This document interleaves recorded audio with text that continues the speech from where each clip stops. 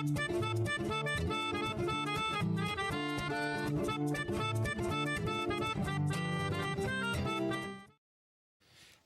you guys, and welcome to the Steele Wars Hyper Chat. I am Steele Saunders, and I do love Star Wars. As I adjust my screen,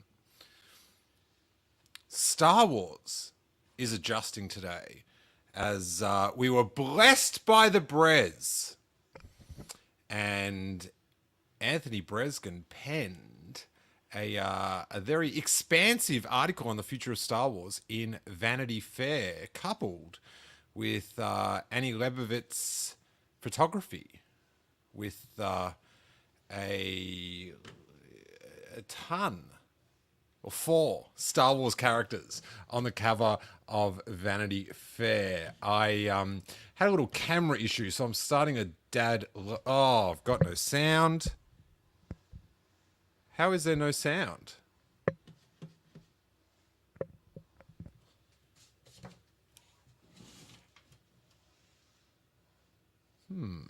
Sound works for me. VG, you're killing me. You got it on mute. Thank you, Sean Hoffman. Oh, my stars. I was about to pull it apart. But anyway,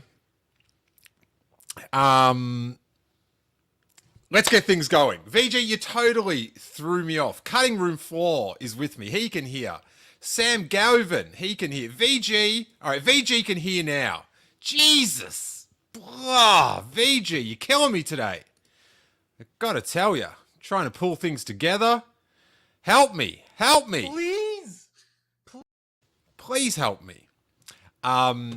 But we are going to go through the article. There is info or confirmations on release dates, and there's some pretty compelling quotes, some of which I'm like, what? What? Did you? Nah. Okay. That's what you thought? Okay. So, VG says sorry. Sorry, VG. I didn't mean to I don't want VG to have to suffer the horriblest of YouTube lows. I'm majorly checked right now.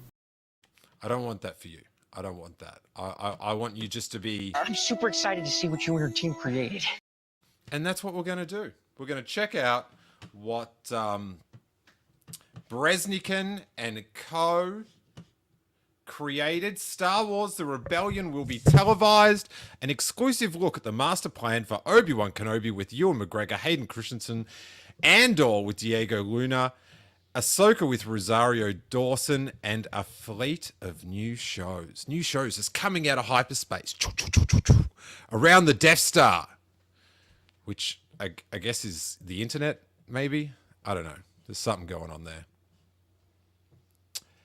Oh, this is very interesting.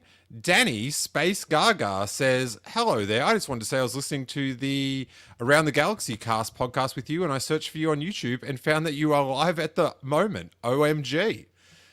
That is bizarre. James Hallahan is, it's probably about 8 a.m. tomorrow in Australia. He's listening in, and Dave McKay is just very excited about Mon Mothma, and who can blame? Who can blame? Let's get this cover up because it is something to bear witness. Window. Let's try this one.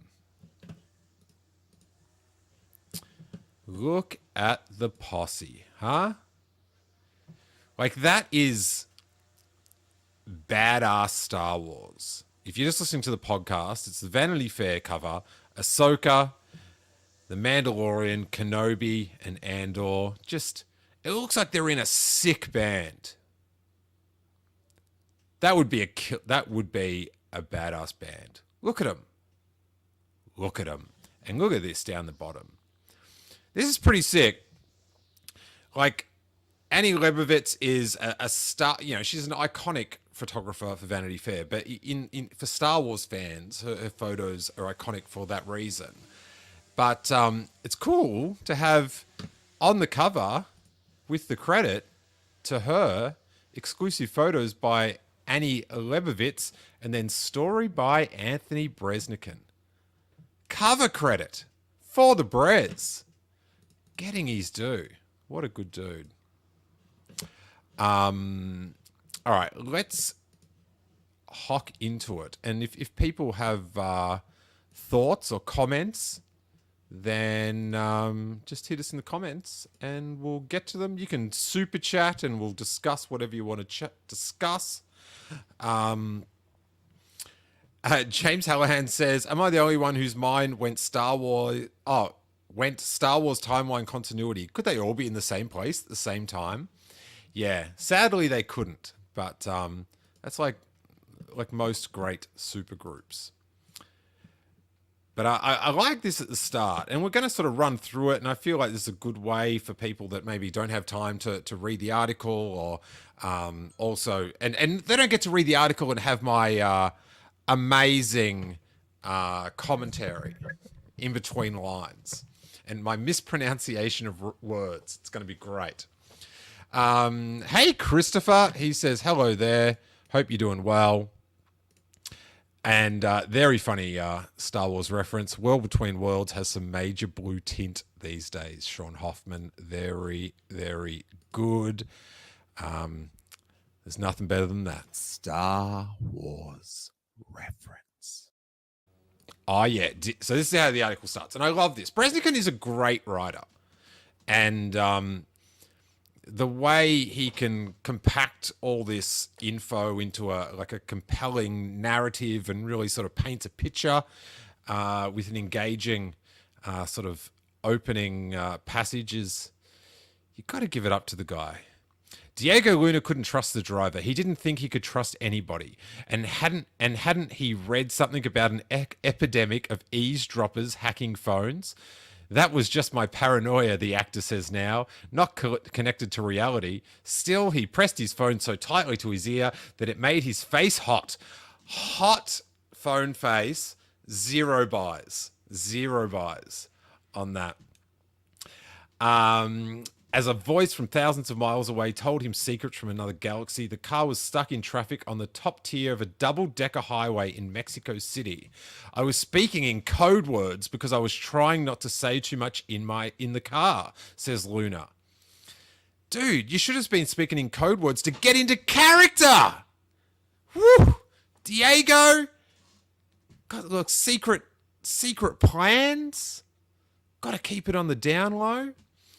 The words he was avoiding most strenuously were Star and Wars. Luna had played the Dauntless. Where are you getting these words from? Has anyone heard, in the chat, anyone heard Dauntless before? I think we just got Bresnikan. Rebel spy Cassian Andor in the 2016 film Rogue One. Now on the other end of the phone was Tony Gilroy. Oh, that Gilroy! With his truth bombs and opinions and casual attitude to Star Wars, who punched up the movie's script for reshoots. Gilroy, whose credit to the first time he heard the full plan to the Andor story happened more than 3 years ago. One thing I remember from being part of this since day one is how little you can share of what happened, says the actor. I have kids, man. It's painful for them. And me. Then they go into Lucas's attempt to do a live-action Star Wars Underworld. Disney bought the company, Then they get into the, the Mandalorian came out. All was good. Book of Boba Fett. I didn't really mention that. Very little on the Book of Boba Fett in this. But it then changes to... First up is Ewan McGregor's return to his role as the wary Jedi Master in Exile. Obi-Wan Kenobi debuts May 27th, tracking the character 10 years into his time on the desert world of Tatooine, where he serves as a distant guardian to young Luke Skywalker and is hunted by a dark side inquisitor named Reva. Does Luke know that Obi-Wan's sitting out on that cliff with the binoculars? You got to think, like, just based off A New Hope, he doesn't? Or he doesn't remember? Which I'd rather he just doesn't know, because not remembering is sort of like, you know, like it's possible, but it's not ironclad.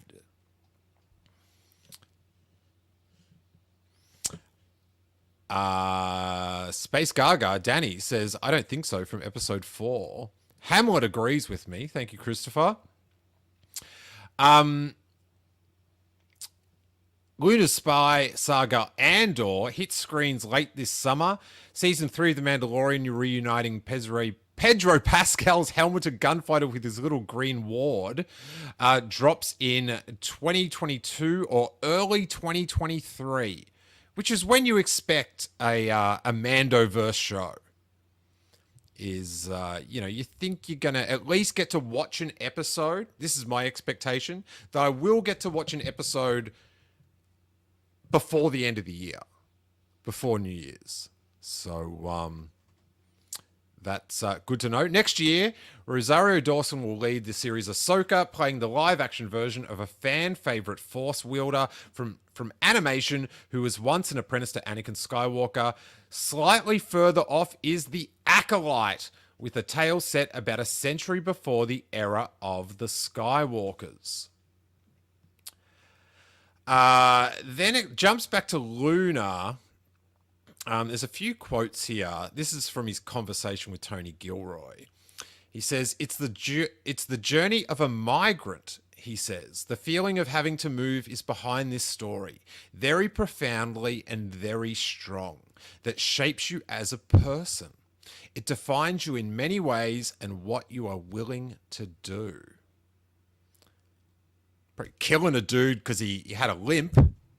There's some stormtroopers on the way. I guess that it all fits in. Hey, you know, not here judging. Sam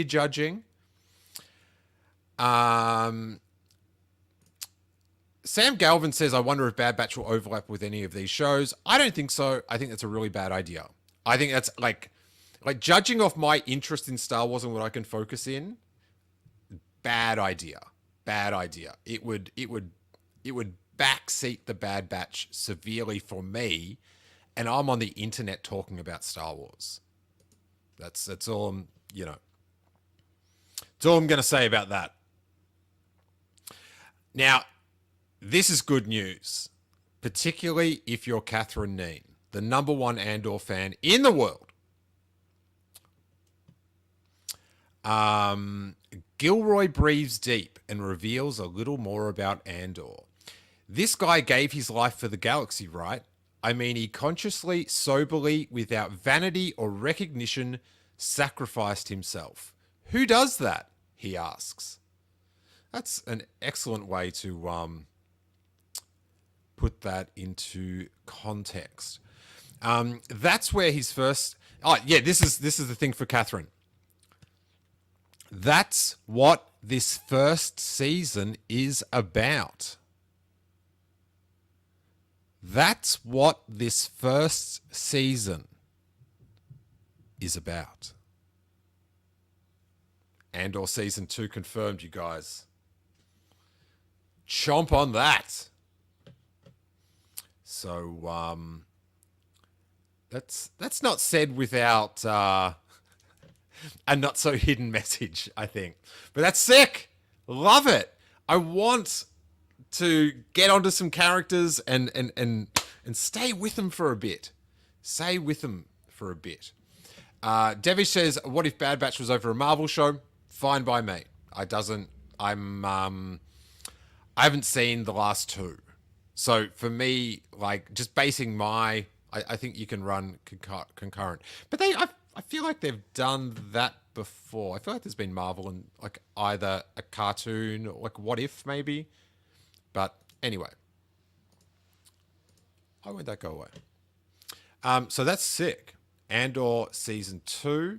And I think the episode count is like 12 or something. So it's, yeah, that'd be cool to get in juicy, a bit longer term over some seasons to balance out like Kenobi, which is just like, but I do think there's going to be a Kenobi sequel. Yeah, I think this comes up, but I'm convinced it's coming. Whether you asked for it or not, whether we need it or not, it's coming. The show focuses on the enigmatic rebel leader Mon Mothma, played by Genevieve O'Reilly, who's killing it in the photos. She looks great. It's such like a good sort of middle ground for Mon Mothma, who portray and seeing more of her. Finally, Genevieve has sort of been in and out of the role. It'll be cool to see her, do a couple seasons. It says about how she was the one that said many Bothans died to bring us information. For those normies out there, this is cool. Luna remembers the conversation in the car as the moment he was all in. At the end, Gilroy said to me, "You want to take this risk with me, man? It's you and I from beginning to end." Spoiler alert, says the actor. "It was like he'd been recruited to join a rebel force. I was like, yes, of course, man. Yes." Then reality set in. What did I just say? This will be happening in London. My life is in Mexico. Wholly censored. What have I done? Devish wants to know if we've gotten to Alden's disrespect yet. No, we have not. I've got thoughts, buddy. A lot of them. But I feel like I'm just going to do it in the order of the article, and then we can save it for then. Otherwise, I'll miss stuff.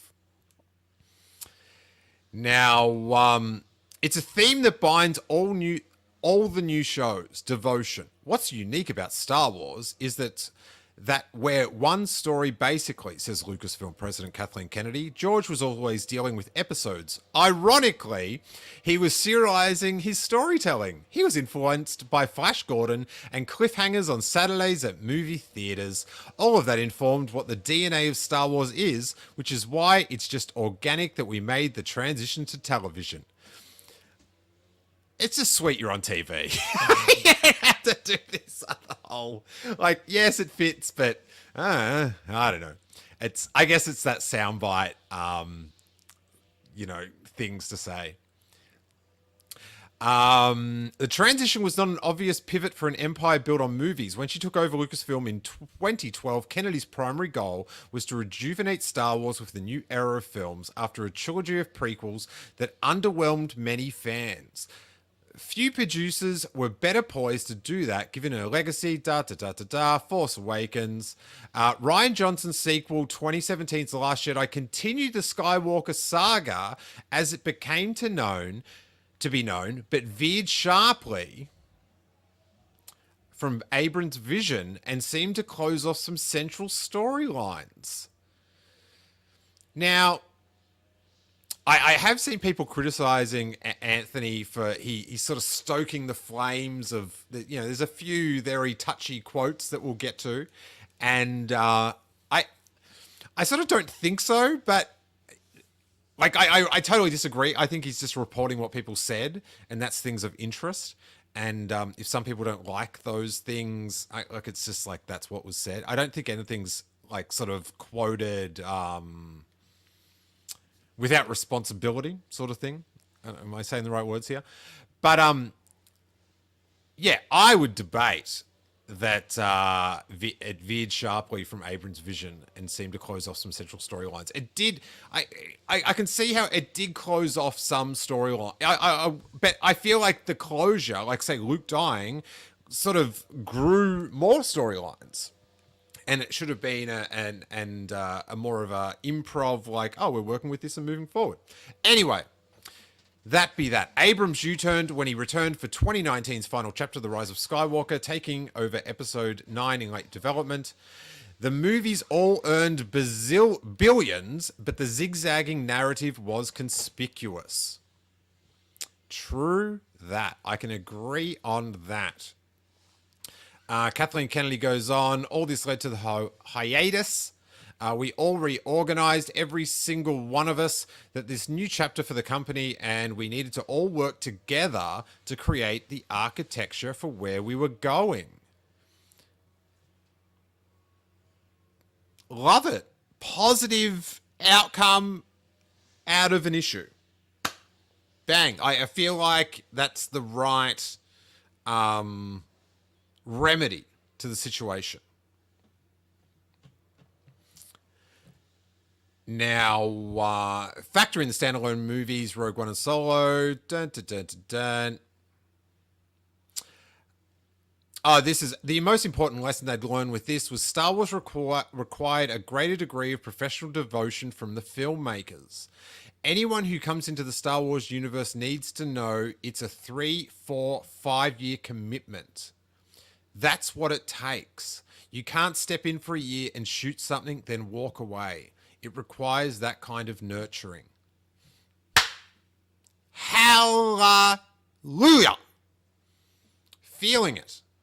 You know, and totally agree. It took George Lucas, the person that invented Star Wars, 3 years, then with like a decade and a half break, to make Star Wars films, and definitely the rush into it. Like they, you know, maybe in the long term they'd make more money, but up front they made like a ton of cash putting out those billion-dollar films every year. And along with everything that that comes with it. But I do think that the rush did take a toll once you got to episode 9, 3 of the prequel, whatever, sequel. This bit's interesting because I've always wondered this. And Danny says, I love that they finally realized that they need time. Very, very true. And I think they were always fighting the time, trying to get more time. And like it was more like Bob Iger at that level that was pushing for like, we need to bang these out on the dates. And then, and we'll talk about this. We'll save that for Solo. I'll talk about the dates for Solo because once we get to the Alden quote. Yeah, I was always interested in this. Anyway, after meeting at Kennedy's office in Santa Monica, I always wondered where she worked. Like, does she work in San Francisco? Or is she like in, like over in the valley? But in Santa Monica with that sea breeze. Just up the road from JJ. Anyway, after that meeting, Favreau started to work even without a contract. I just started writing, he says. So by the time I was officially hired, I'd already written the first, I think, 4 episodes. But there was a problem. Favreau's idea was about a Mandalorian, and then blah, blah, blah, like excellently written, but I won't read it all out. But then you had the Mandalorian sort of conceiver, expander with the Clone Wars Dave Filoni, and it says that Kathleen got Filoni and Favreau on a play date, she says, and they got along sparklingly, and they had just creative Star Wars debates and exchanges. I think they'd actually met before. I think they were already friends. Yeah, they were, because he did the Paz Vizsla or whatever that character's name in the Clone Wars, because they met in Skywalker Ranch when he was up there doing Iron Man or something. But, you know, I guess you missed that bit for brevity. You know, it's you know, you can't, don't hate the play, don't hate the game, whatever.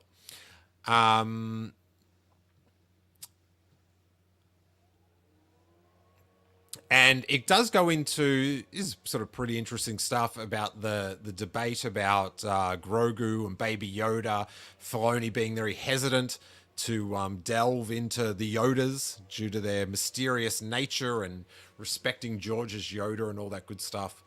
But they zeroed in on it. It says there was never a chance. I like this line. There was never an alternate creature suggestion. It's not like we may have gotten a crustacean baby Akbar on lunchboxes, dolls, backpacks, and t-shirts. And we may have never gotten a child at all if Lucasfilm hadn't solved another even bigger problem with The Mandalorian. How to create a show that goes to new worlds in every episode without the back-breaking budgetary demands of shipping a crew to the farthest reaches of our planet. We were making a series that was meant to sit alongside our films with a third of the budget and half the time, says Carrie Beck. While it became a huge success, I feel like everybody's blood, sweat, and tears are on that screen. And again, speeding through that, blood, sweat, and tears, probably after the first 2 seasons. Take a break. Don't push out that Book of Boba Fett straight away. Mend your wounds. Wipe up your sweat, your tears.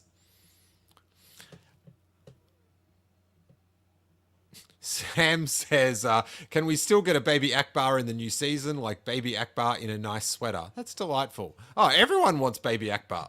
Here we go. All right, all the Baby Akbar fans out there. I'm not hating. Goes into all the volume stuff.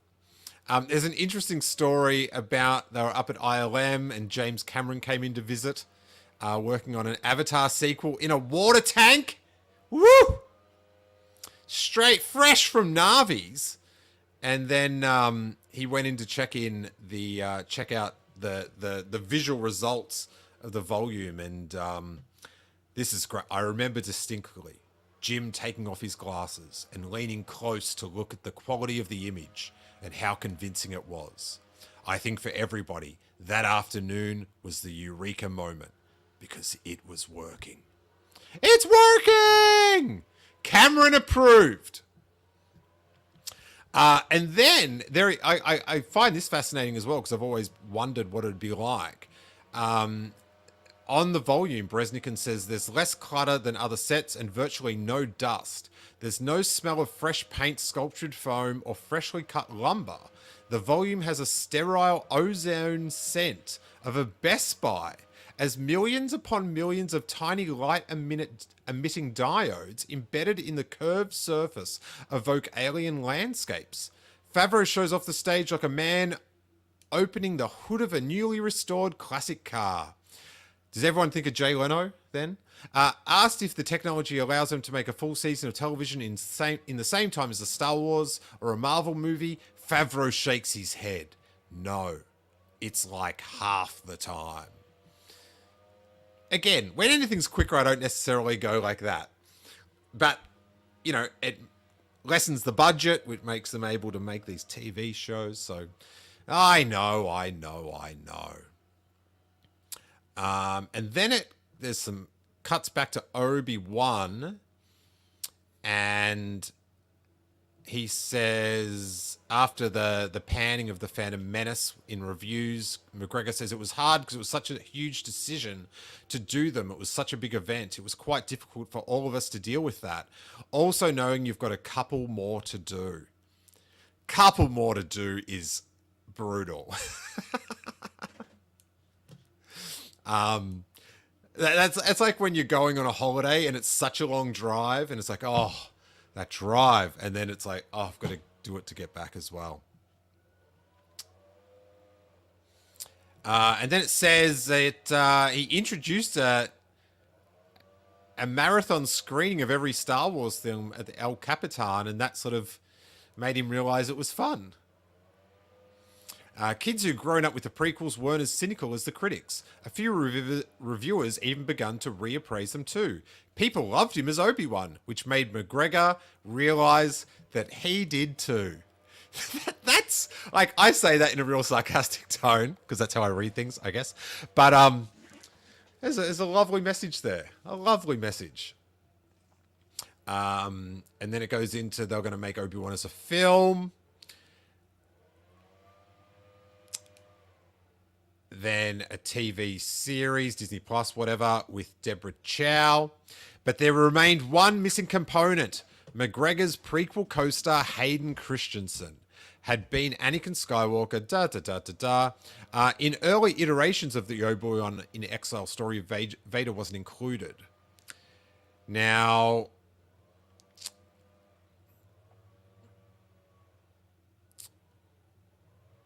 Michelle Rajuan says, she's an executive producer on Obi-Wan, we have these what-if conversations 24/7. It's fun to, in your head, pursue the Star Wars toy store. Oh, we could have this character or feature that shit, but at the end of the day, we really need to keep it pure about why. Now this, get a documentary crew in for this one, you guys. In the fall of 2019, so this is just before The Rise of Skywalker came out, and The Mandalorian wouldn't have been out then. In the fall of 2019, Chow sat in Christensen's living room. Now, where is that? Is that up in Vancouver? Is he up in Canada? Where's he hanging out? Asking him to return as the fearsome tyrant in the galaxy, as the most fearsome tyrant in the galaxy. Logs crackled in the fireplace. A cup of herb, lemon, and ginger tea steamed in Chow's cup. Vader, she told Christensen, would add a new dimension that could ultimately reframe the way fans look at their classic duel in the original movie. That's beautiful. At the time of the meeting, it had been 14 years since Revenge of the Sith. Seems longer, doesn't it? And the actor assumed his galactic glory days were done. He was happy to be wrong. Harrison Ford told me, personally, in an interview, that he was happy to be wrong, that he was done with Star Wars. This is a character that has come to define my life in so many ways, he says. I was originally hired to play a very specific portion of this person's life. Most of my work was with Anakin, and now I get to come back and explore the character of Darth Vader. A lot of my conversations with Deborah were about wanting to convey this feeling of strength, but also coupled with imprisonment. Oof. Love it! There is this power and vulnerability, and I think that's an interesting space to explore. Explore on, Hayden. Explore on.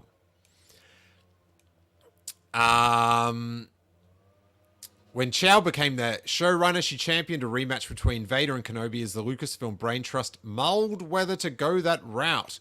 Meanwhile, sound stages had been booked in England and then cancelled as the story underwent more internal scrutiny. I seem to remember that story, talking about how sound stages had been cancelled. Part of Chow's successful perspective on why Vader and Kenobi should face each other again may surprise even the most ardent Star Wars fan. Now, I have to say, Deborah Chow and Dallas Howard, they're two of my favorite people to hear talk about Star Wars and like those just on those chats and stuff. Like Favreau is sort of good, but kind of expected sort of thing. His view, and Filoni he's Filoni. He's got the hat on. Do you know what I mean? But he's Filoni, and I love their interpretation of it.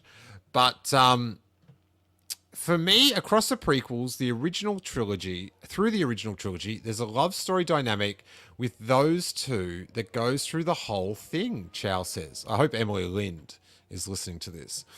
I felt like it was quite hard to not include the person who left Kenobi in such anguish in the series. What intrigued her was the idea that despite what Vader had become, Kenobi might still care deeply about him.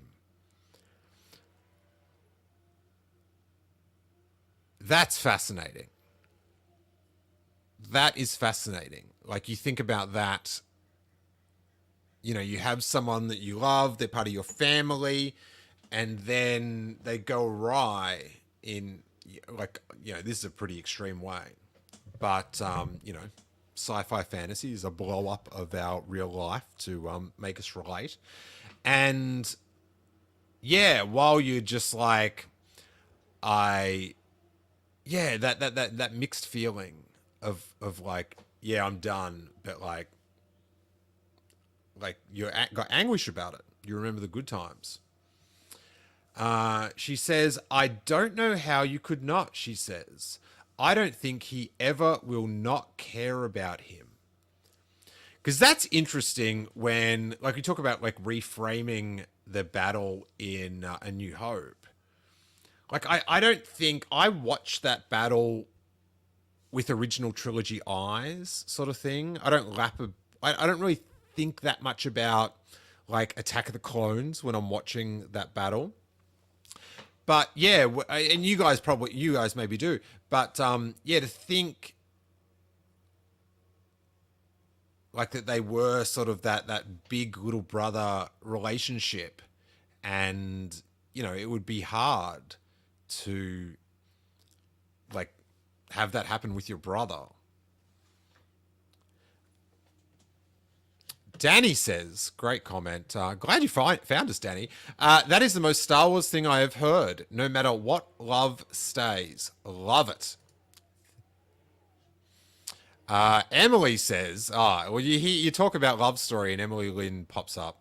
Oh, the love story definitely stuck out to me. I think it's a good way to approach the thing. I had a script read today with Emily Lind for our erotic fan fiction, which is part of our live show at Celebration. So just a quick little plug for that. There's a sizzle clip up on YouTube, so check that out. And if you're going to Celebration Saturday night, it's going to be the best time. Tickets are on their way to selling out, which is pretty good. They're normally sold out before the con starts, and there's a link attached below. So I just come across that, and I was like, that's a good segue into a plug. And Corey's on my shoulder. Hey, shout out Corey. You're probably watching, buddy. You're the best. Stay up, my buddy. Stay up. Here's a little Yoju for you. You know what I'm saying?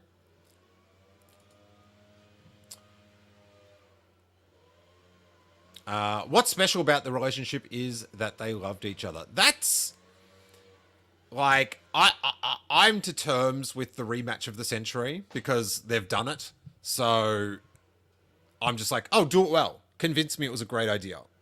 But that is like pursuing that idea that's the best reason to do it ever. So pretty stoked on that. And Emily says, Steele is a harsh editor. So many studio notes. A lot of studio notes. Each one's worse than the next. Droid Herder says, can just imagine Kenobi first realizing Anakin is alive after thinking he died, and the rush of emotions from guilt to hope to fear. This was a great story to tap into. What about this? Like, are they gonna delve into the fact that he could have just killed him? Like, he walked off. Like, dent, head. Done. Story by George Lucas, whatever. Sean says your neighbor really likes that leaf blower. It's LA. Wait there, I'll close the door. Have I got anything to put on while I do that? I should have loaded up an ad. That would have been sick. What videos have I got here? I'm going to close the door. Let's relive the true rematch of the century with Aunt Beru and Uncle Owen. This might not work for the podcast listener, but I'm going to shut the door. This will be the rematch of the century.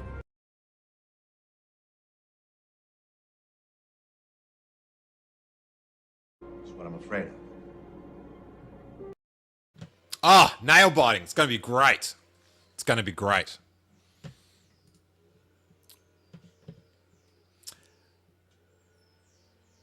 Now, then it goes into Ahsoka. I'm going to...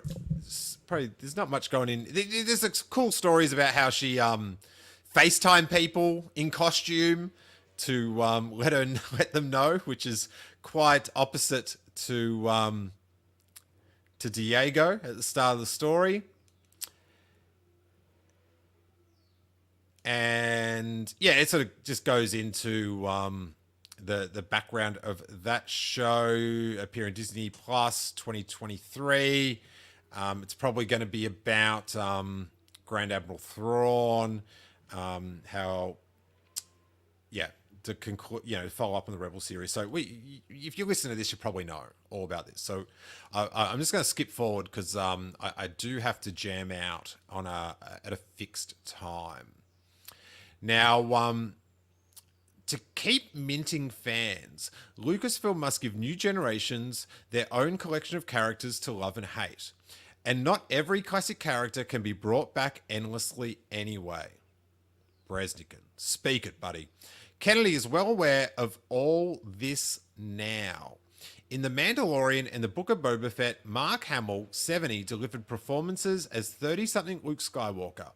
But younger actors played Luke's body while advanced deepfake technology replaced the face.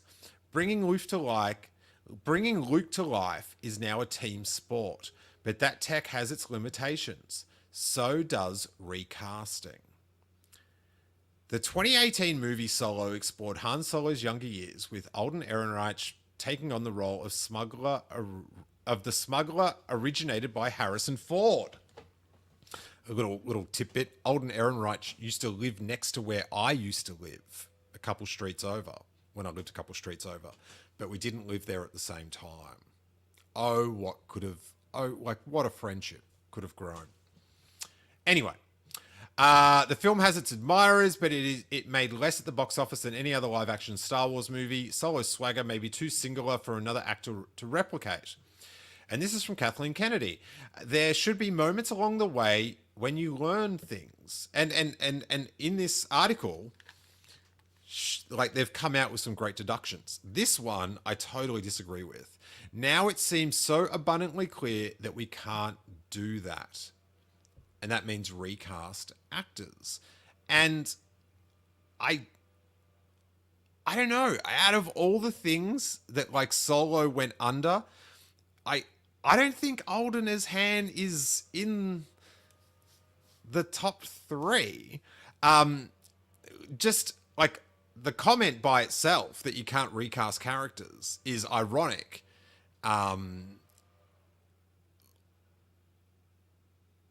Or is Sir Alec Guinness portraying Obi-Wan Kenobi in Obi-Wan? Because that's a recast, yeah? But it just went for so long that now we don't even think about it. It's like we accept it. And, Solo, weird promotion with The Last Jedi in December. Straight after The Last Jedi, same time as what was it, Infinity War? And some other big film, and also just not having it at the Christmas spot, and that's sort of one package, and the disjointed vibe of the film with the two sets of directors and the two filmings. I watched it recently, and I enjoy it, but I don't think it's up to the quality of every other Star Wars film, including The Rise of Skywalker, which is my least favorite Star Wars film. I feel like it's I feel like it's presented better than Solo. When I watch it, it does seem like what I would expect Star Wars TV to be like.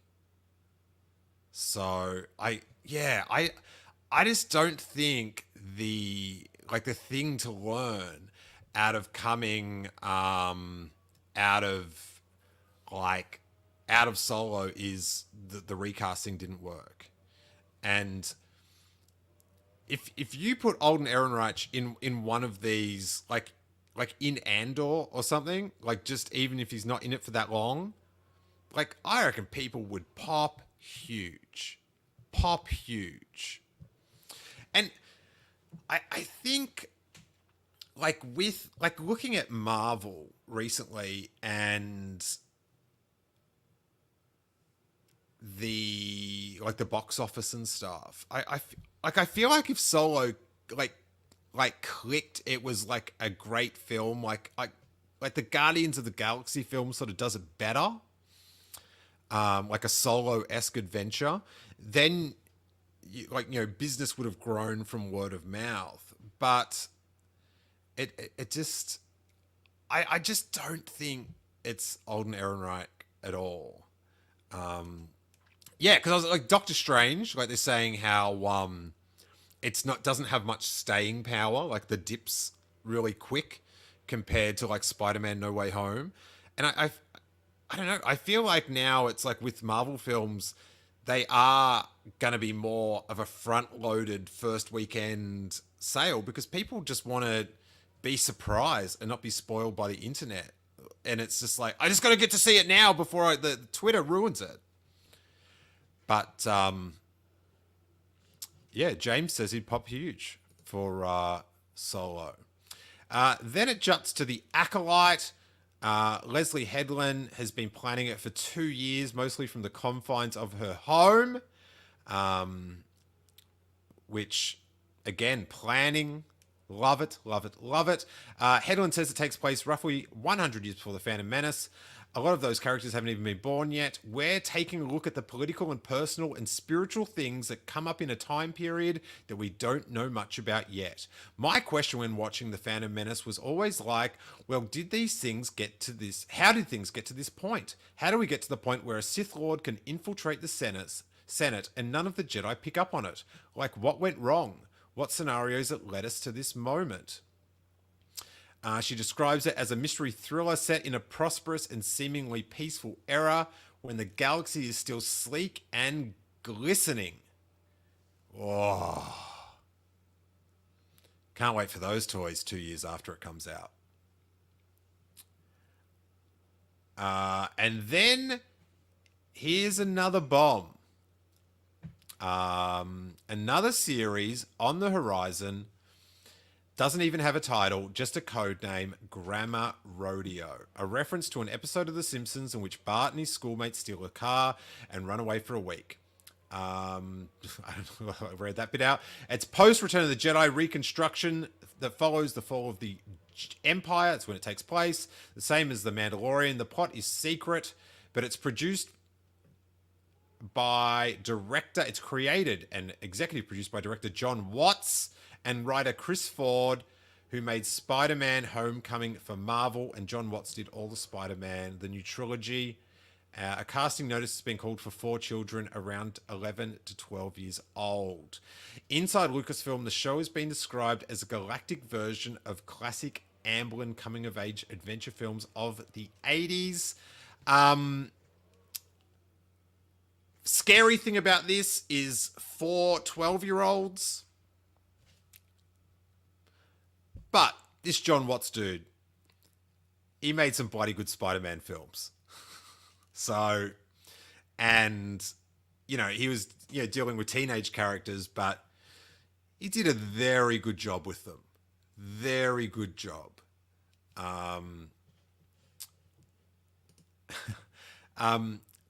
Devish says John Watts needs to find a style. I don't know what that means. I'm not as that deep into cinema as some. But that is fascinating. And, you know, there had been rumors about this Grammar Rodeo that it was going to be in the High Republic era, and that maybe, like, you know, I don't know if it was rumor or rumor coupled with speculation, but that Yoda would be with the 4 kids. But if it's post Return of the Jedi,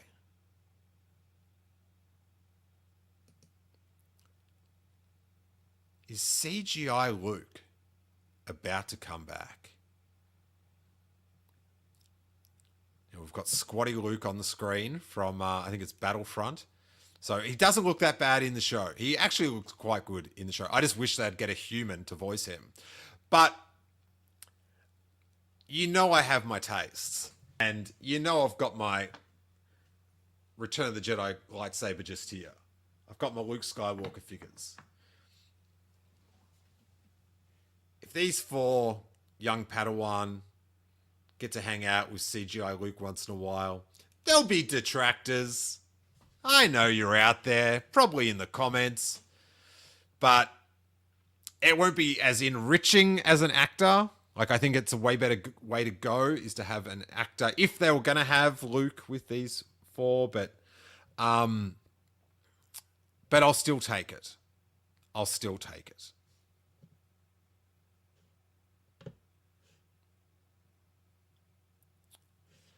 Now, Kathleen says we have a roadmap. Lucasfilm's big screen return is unlikely to follow the same relentless cadence as before. Taika Waititi will likely arrive first. Rogue Squadron is further off with Patty Jenkins. Is it true that Marvel Studios president Kevin Feige will produce a Star Wars film? This is a really odd reply. I would love to see what movie he might come up with, Kennedy says. But right now, no, there isn't anything specifically. Now Bresnikan coming through with the number one question in Star Wars for the past half a decade. And that trilogy from The Last Jedi's Rian Johnson that was announced 5 years ago. Backburned. Kathleen Kennedy says, Ryan has been unbelievably busy with Knives Out and the deal that he made at Netflix for multiple movies. Now, that does fit in with the whole approach that you've got it's 3 years, let's go. But who knows? At least it got mentioned. And then finally, let's wrap it up with this final quote. And before I do, I really appreciate it if you're watching on YouTube to give it a thumbs up. Let us know what you think in the comments. We're about to drop some serious content. I've been working on some new types of shows that I've recorded. It's probably about 10 or 12, and it's going to be good fun. And they're going to go up after Celebration. And then we'll have tons of stuff from Celebration as well. So subscribe, whether on iTunes or your podcatcher or YouTube, or if you just saw this video on Twitter, maybe, hey, shout out if you're watching this video on Twitter right now. Or Facebook, sorry. So do all that. That would be great. And then it ends with this. On March 19, Kennedy and Lucas received the Milestone Award from the Producers Guild of America. Something happened to her while watching the video montage. The clips of the pair over the decades included a shirtless Lucas, wow, in a squirt gun battle with Steven Spielberg. And Kennedy and Lucas joking around in a production disrupting downpour. What I was so taken with was how much fun we were having, she says. It amounted to this moment of realization. I do think a little bit of fun has gone out of making these gigantic movies. I could completely relate. The business, the stakes, everything that's been infused in the last 10 years or so. There's a kind of spontaneity and good time that we have to be careful to preserve. I keep holding on to it. It better be fun. And then Bresnikan ends with the line, after more than 50 years with Lucasfilm navigating a new path, that's a good lodestar to follow as any. So there you go. Devesh says, boo, give me that Rian Johnson trilogy.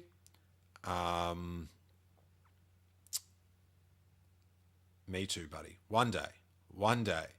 This is interesting. Sean Hoffman says, make an animated show based on super buff action figures from the 90s. I would like to write on it. Can I write on it? Can I be a writer? Because then we'll do it. Because I've got some ideas for Dash. And Emily says, with a sweet plug, hope to see you all at Celebration Party on Saturday night. I do have to say, even if you're by yourself, we give name badges to everyone. Hello, my name is. And so people have an easy way to chat. You can spot people's names from across that you might not know what they look like from Twitter or from podcasts. And it's a super, fun vibe. And with 5 hours, I've got plenty of time to sort of interact, muck around, meet everyone. And so, yeah, if you are either like in the Anaheim area and not going, or are going to Celebration, Saturday night, 7 till 12. Tickets just down there. It's going to be the best. And Mando Raw says, looking forward to seeing most of you at the celebration party. Yep, another Aussie will be there. But still come everyone else. Let's not over Australian. I know we're a lot to take. Well, I am anyway.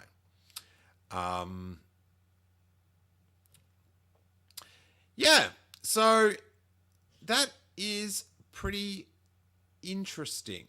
A lot of stuff set in stone, and I'm kind of stoked that we got like a good Star Wars chunk of thing to talk about this close to Celebration. Pretty pumped. But I feel like the show, as I do have an appointment right now online, has gone on long enough. So, may that force be with you.